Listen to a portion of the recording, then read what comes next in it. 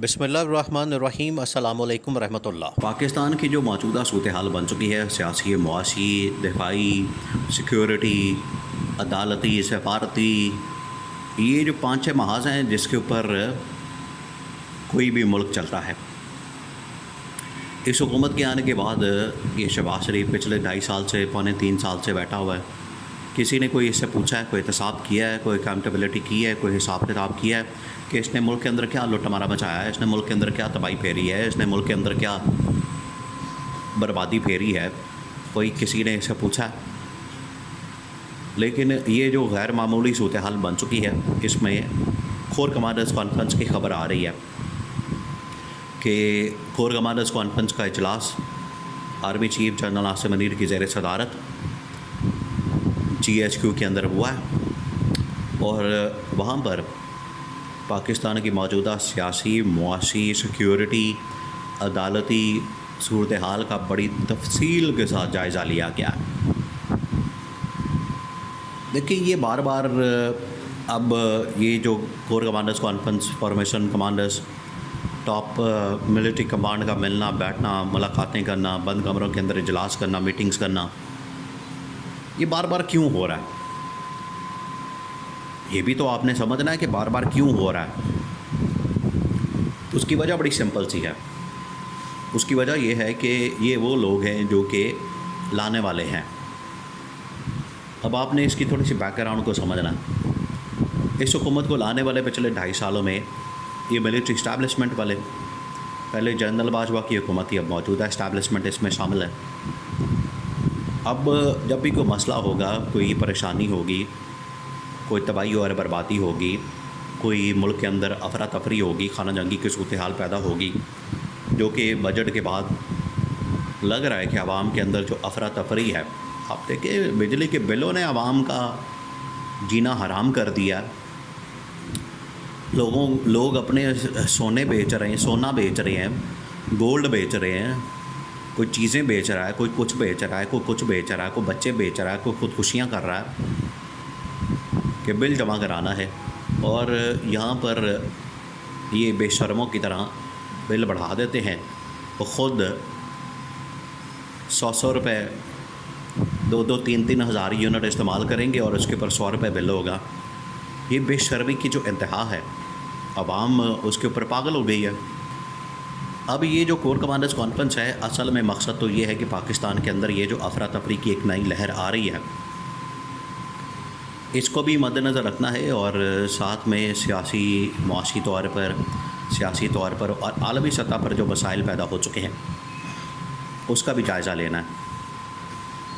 अब इस कॉन्फ्रेंस के अंदर तमाम अहम तरीन मसाइल पाकिस्तान के जो इस वक्त चैलेंजेस दरपेश है, उसमें सबसे बड़ा मसला तो ये गवर्नमेंट है।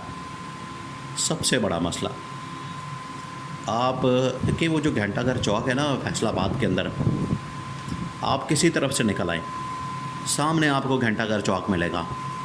10-12 उसके रास्ते हैं, दरवाजे वहाँ लगते हैं। जिधर से भी आप आएंगे, जिधर भी दाखिल होंगे, जिधर से बाहर निकलेंगे, घंटाघर चौक आपको अल्टीमेटली आप उधर ही खड़े होंगे। यही मसला गवर्नमेंट का, शहबाज शरीफ का है। आप अदालती महाज के ऊपर जाएंगे, शहबाज शरीफ आपको सामने मिलेगा, ज़िम्मेदार, कसूरवार। आलमी सतह के ऊपर जाएंगे, शहबाज शरीफ कसूरवार सामने आपको मिलेगा। सियासी, मुआशी, सिक्योरिटी की सूरत हाल का अदम इस्तेहकाम पाकिस्तान के अंदर जो मौजूद है, उसका कसूरवार आपको शहबाज शरीफ मिलेगा। ये वो घंटाघर चौक है। शहबाज शरीफ की हालत ये है। और इमरान खान तो इनको जाते जाते बता गया था कि जागते रहना, साढ़े दिन ना रहना। इनको कह गया था कि अपनी आंखें खुली रखना, अपने कान खुले रखना, अपना दिमाग खुला रखना, क्योंकि तबाही और बर्बादी अब आपका मुकद्दर बन गई है। अब आ रही है तबाही और बर्बादी, अब आप इससे बच नहीं सकते, अब आप इससे निकल नहीं सकते। वही हुआ फिर। तबाही और बर्बादी जो है इस वक्त दरवाज़े पर दस्तक नहीं दे रही, अंदर बढ़ गई है। हाथी जिस तरह से ऊँट जो है ना, वो खैमे के अंदर आ जाता है, आस्ता आस्ता पहले वो गर्दन अंदर दाखिल करता है खैमे में, फिर पूरा खैमा आ जाता है, पुट के खैमा वो परे मारता है और पूरा ऊँट अंदर बढ़ के बैठ जाता है। ना आप अंदर जा सकते हैं, ना ऊँट बाहर आ सकता है। ये हाल किया है शहबाज शरीफ ने। अब कोर कमांडर्स कॉन्फ्रेंस के अंदर ये तमाम मसाइल डिस्कस हुए हैं। मसाइल के ऊपर बड़ी तफसील के साथ ब्रीफिंग्स और जो रिपोर्ट्स होती हैं, इंटेलिजेंस रिपोर्ट्स जो होती हैं पाकिस्तान के हालात व वाक़यात से मुतल्लिक,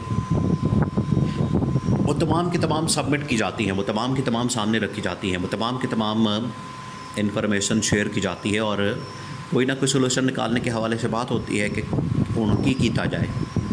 एक तो प्रॉब्लम ये भी है कि इस्टेब्लिशमेंट को बजाय इसके के बाद में सोचने के पहले ही सोचना चाहिए कि ये हुकूमत इतनी अहल है, वे शहबाज शरीफ या मरीम नवाज़ या शरीफ ख़ानदान के अंदर कोई इतना अहल आदमी है, उनके खून के अंदर लुट मारा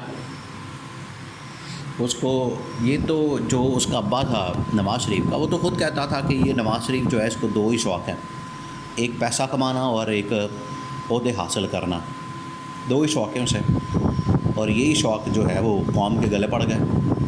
पैसा कमाया उसने दबा के है कि आवाम का कचूमर भी निकाल दिया है और ख़जाना भी खाली कर दिया है।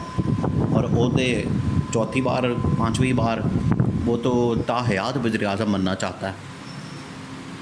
तो ये सारी चीज़ें जो है, सारे scenario situation core commanders conference के अंदर डिस्कस हुई हैं, सारे मामलात सामने रखे गए हैं। जनरल आसिम ने फिर ख़िताब किया है और बताया है कि हम इस सूरत हाल से कैसे निकल सकते हैं। तो निकलना तो है, करना तो कुछ है, नहीं करेंगे तो फिर आप मारे जाएंगे, आप बच जाएंगे, पहले बुरी तरह से फंसे हुए हैं।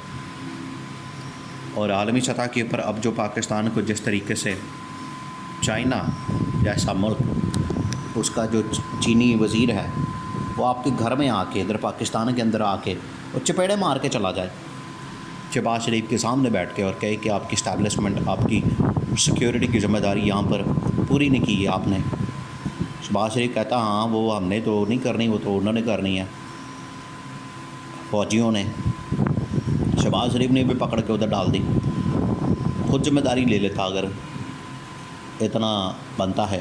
कहता कि बिल्कुल हाँ हमारी फेलियर है, हमारा कह देता, लेकिन कहा नहीं ये फ़ौज की ज़िम्मेदारी है, फ़ौज इसमें कसूरवार है, ये उसने बात कर दी। तो फिर फ़ौज उसके ऊपर क्यों नहीं गुस्सा करेगी। तो आलमी सतह के ऊपर मामलात बहुत तेज़ी के साथ बिगड़ गए हैं और हुकूमत आज आके वही मसला है कि हुकूमत शहबाज शरीफ ज़िम्मेदार है, कसूरवार है। इनकी छुट्टी जितनी देर तक नहीं होगी, मैंडेट वापस नहीं होगा, इमरान खान की वापसी नहीं होगी, PTI को इक़्तिदार नहीं मिलेगा, आवाम को रिलीफ नहीं मिलेगा, आवाम को आप तकलीफ़ देते रहेंगे, मसाइल पैदा करते रहेंगे, उतनी देर तक ये मसाइल हल नहीं करेंगे, आप पाकिस्तान को तरक्की और खुशहाली की जानिब गामज़न नहीं कर सकते।